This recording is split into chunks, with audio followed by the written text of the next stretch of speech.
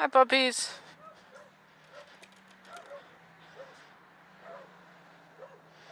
Hi. Arr, arr, arr, arr.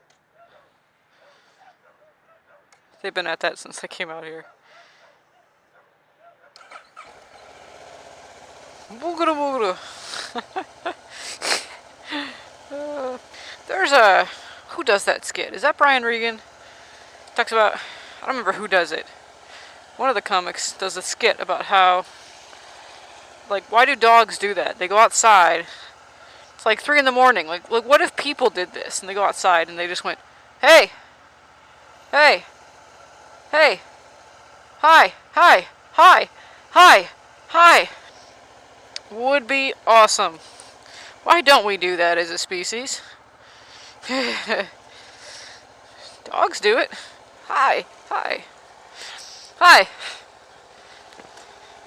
See, it works. He said hi back. So I was at IHOP. I sat there. They asked what I wanted to drink. I said coffee. And they seated me. I waited almost 15 minutes before they finally brought me coffee. I was like, that's weird. Well, that's a long time to wait. Like, nobody came by, and they weren't busy at all. There are maybe 6 tables seated in the whole restaurant. I was one of them. Then the girl finally came by and asked what I wanted. And I was going to get chocolate chip pancakes and some bacon. I said chocolate chip pancakes, and she just said okay and walked away. I was like, you didn't ask if that was all. But I let it go. So anyway, at the same time I'm on Facebook chatting with some friends, and they're like, you should just not tip. That's terrible service. But here's the thing about being a waitress. Here's a little rant for you. People that, if you don't know or haven't worked in the service industry or in retail, like any kind of that sort of field, you wouldn't understand. But like, I'm all about tipping anyway. And actually, I gave her a ridiculously generous tip because she's working her way through school. I don't know. You know, sometimes you just have a bad day. You just need a little extra grace from people, you know?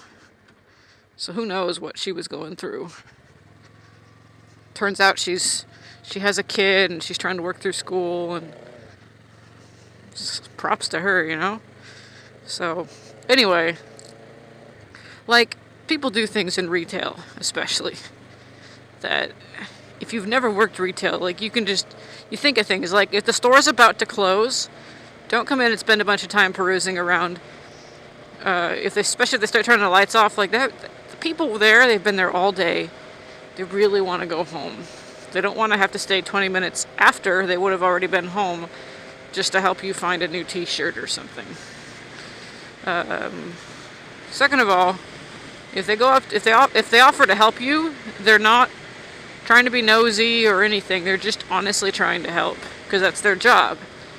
And when you dismiss them like they're a nuisance instead of a human being, like, I'll even just say to customers, I'll say, hi, how are you?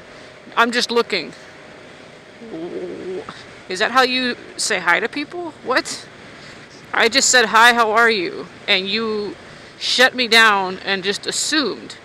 The truth is, there's no one else in the store right now, and I'm bored to tears, and I was just trying to be friendly. You're out in public, which means you have to deal with the public, and I'm one of the public. You could say I'm fine, and then if I tried to pursue conversation, I think it's just basic politeness. I'm not a robot. You know, I'm still a human being. The trouble is, and this is so American culture, we see people for their role rather than their humanity.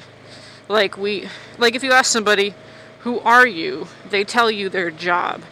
And I know that Dodge did a video about that. It's so true. We identify by what our role in society is. You know, we say, who are you? Not what do you do, but who are you? And they respond with, I'm a doctor, or an architect, or a bank teller, a student. Whatever our role is, that's what we say. That's not who you are. It's what you do. And in a position like like retail, where you work with the public a lot and you have a lot of interaction, you really see that you are reduced to your role as a clerk, basically, a sales clerk. And you are treated as such and not as a human being. And we need to be careful in our everyday interactions with people not to forget each other's humanity. I think that's seriously an issue in America right now. We really need to be careful with that. My friends make fun of me because they're like, why don't you do direct deposit for work? And then why don't you go through the drive-thru? I sometimes go through the drive-thru, but I like to go into the bank. When I go in and I take my helmet off, it's, hi, Lori.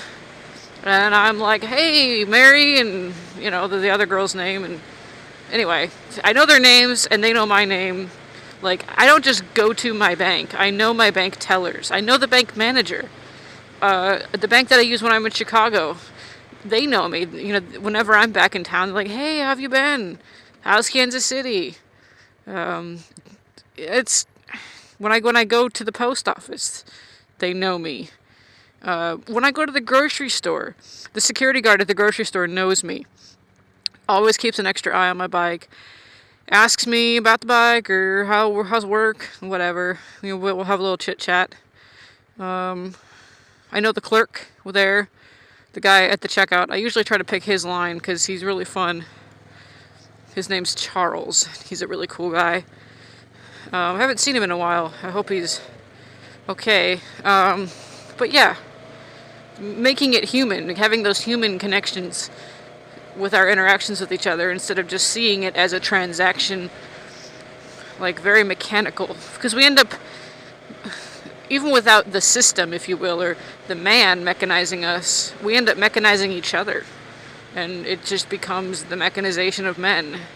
And we're no longer humans, we're just cogs. And I don't like that. And I do my best to fight that in my everyday interactions. I wave at random people. I get to know people that are a part of my community, whether it's the post office worker or whoever. Really try to make a personal connection. I think that's how we can make a difference in the world and in each other's lives, is through that sort of thing. Like, really care about the person, ask about them, get to know them, and just have that human interaction. Whenever I go to a random store, even if it's Walmart, and I try to avoid shopping there for ethical reasons, but I always try to make that connection with the clerk or the cashier or whatever, because I know they're not getting that. I watch everybody else in line, doesn't even look them in the eye, won't even really hardly acknowledge them except a paper or plastic kind of a thing. Do you want fries with that? It's like, it's all rote, and it's not. And I'll just break that routine and I'll look them right in the eye. How are you? I'll make a comment about how busy or slow they are and how bored or tired they probably are, and try to empathize with them and make that connection. I really think that's important to do. I encourage you guys, if you haven't done that, do that. Look past their role as a cashier and see them as a human being and try to make that human connection. It's awesome. Every little thing in your life won't just be, oh, I've got to run errands. Because that's not what it is for me. It's not, oh crap, I have to go to the store. It's, oh hey, I'll get to say hi to Charles. And then my whole life is like that. When all these things, I try to make these connections, and then it doesn't seem like your life is so boring and lonely anymore. Just reach out to people. Everybody. Every person you come in contact with. Because you never know.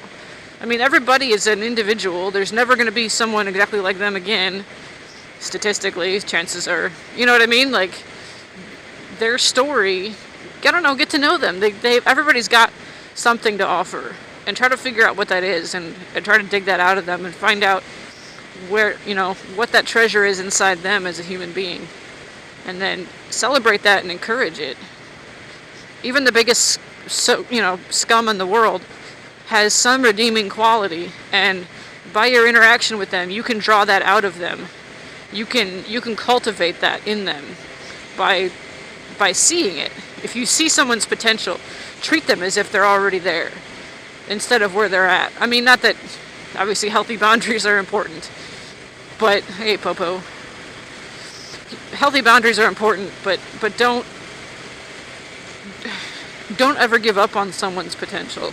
That's, I don't know why I ranted about that, but I did. I don't know if any of this is still recording because I know the camera was almost full. But that's my rant about being human with each other. And that's it. Hi guys. Human. I'm a human, not just a motovlogger. I'm a person. And you are too. You're not just a commenter. You're not a number. You're not just a human connection. That's what I like. We're done here. I'm going to turn this off now. Loudly, right as I got quiet in the restaurant. No, it's not. It's because I don't have any underwear on. That's actually what I said out loud in front of everybody.